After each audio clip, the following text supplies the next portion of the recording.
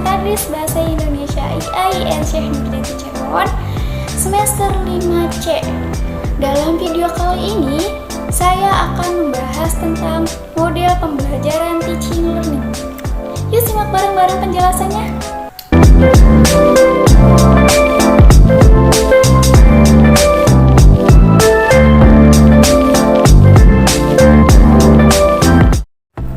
Nah, yang pertama itu ada pengertian model pembelajaran kontekstual teaching learning.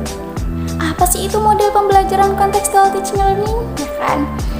Nah, menurut Sanjaya, model pembelajaran kontekstual teaching learning itu adalah ketika siswa tidak hanya pasif untuk mencatat, mendengarkan, dan menulis saja di kelas, tetapi mereka belajar mengenai cara untuk mengakuisisi ilmu pengetahuan dengan cara aktif dan relevan dengan kehidupan sehari-harinya. Dalam prosesnya juga siswa akan mencari materi dan memahami sendiri, lalu mengaktualisasikan dengan lingkungan hidup mereka. Selanjutnya ada menurut Muklis, ia mengemukakan bahwa pembelajaran kontekstual itu memiliki dasar filosofi dari teori konstruktivisme. Dalam pembelajaran ini, siswa diharuskan untuk tidak hanya mengingat, namun juga bisa membuat konstruksi sebuah ilmu agar sejalan dengan bermanfaatnya kehidupan sehari-hari.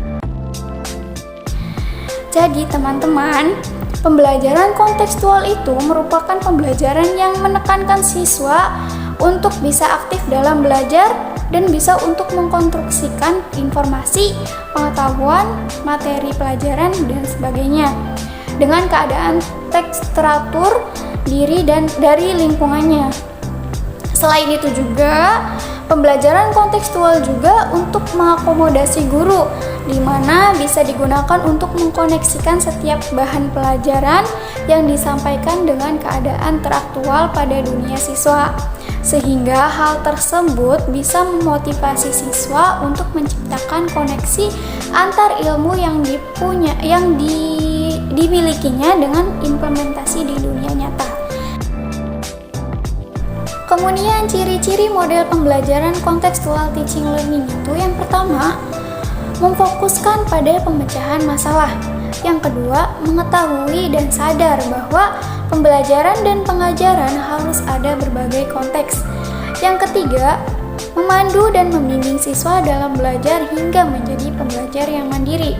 Yang keempat, menanamkan pengajaran sesuai konteks kehidupan siswa yang berbeda-beda. Yang kelima, memacu siswa untuk bisa belajar dengan sesamanya. Yang terakhir, yang keenam, yaitu memakai penilaian autentik.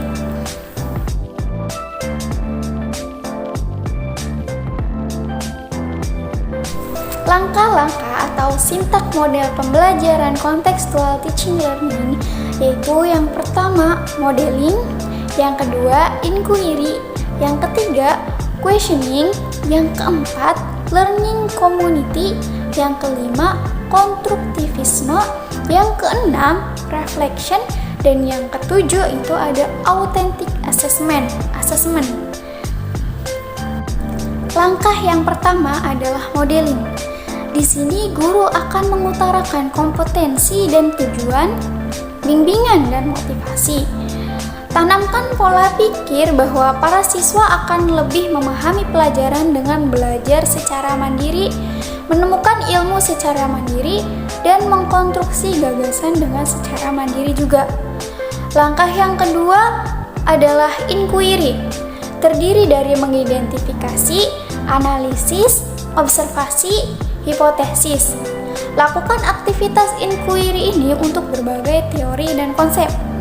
Langkah yang ketiga ada questioning. Langkah ini mencakup mengarahkan, eksplorasi, menuntun, evaluasi, inquiry, dan generalisasi. Tanamkan karakter ingin tahu pada pembelajar dengan bertanya. Langkah yang keempat selanjutnya adalah learning community. Cakupan pada bagian ini adalah belajar kelompok atau grup. siswa diminta untuk bekerja sama melaksanakan berbagai aktivitas dan penelitian. Langkah yang kelima ada konstruktivisme. Terdiri dari membuat pengertian secara mandiri, tesis sintesis, konstruksi teori, dan pemahaman. Langkah yang keenam adalah reflection. Pada bagian ini, siswa diminta untuk mengulas dan merangkum materi pada sesi akhir pertemuan. Selanjutnya, langkah terakhir yang ketujuh yaitu authentic assessment. Ini merupakan proses akhir pembelajaran di mana siswa dinilai dan menilai secara objektif agar siswa bisa mewujudkan kompetensi yang telah disampaikan pada awal sesi tadi. Selanjutnya, ada kelebihan dan kekurangan dalam model pembelajaran teaching learning. Tentunya, untuk semua model, metode, ataupun strategi pasti memiliki kelebihan dan kekurangan. Mengapa? Karena karakter siswa itu berbeda-beda.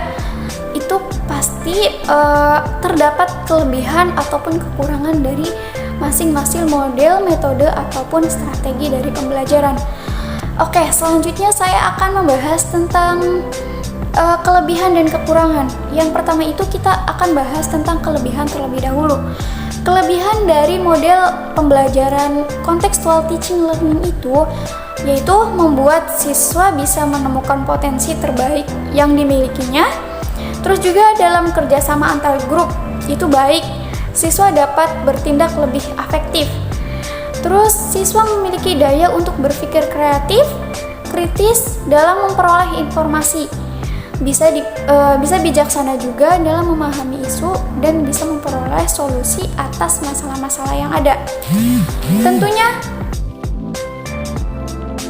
kekurangan dalam model pembelajaran contextual teaching learning itu guru akan kewalahan dalam memutuskan materi pelajaran karena pembelajaran contextual teaching learning ini menekankan pada kebutuhan setiap siswa, sedangkan kemampuan siswa itu dalam satu kelas tidak sama.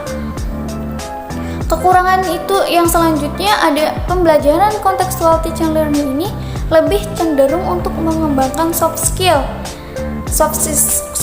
siswa sehingga siswa itu memiliki tingkat intelijensi tinggi tetapi susah untuk mengungkapkan suatu hal ataupun siswa yang introvert tentunya. Jelas untuk siswa yang introvert ini sulit untuk bisa sulit untuk bisa menerima model pembelajaran teaching learning. Maka akan kewalahan siswa yang introvert ini akan kewalahan dalam pembelajaran contextual teaching learning ini.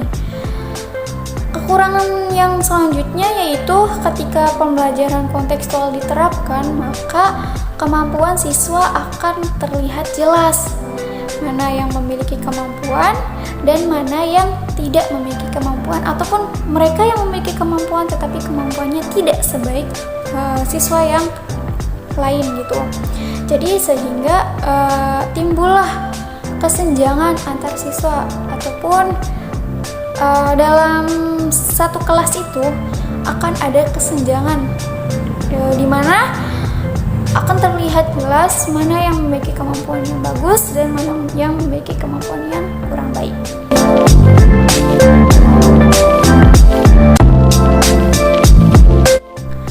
Oke, itu saja yang dapat saya sampaikan tentang model pembelajaran contextual teaching learning.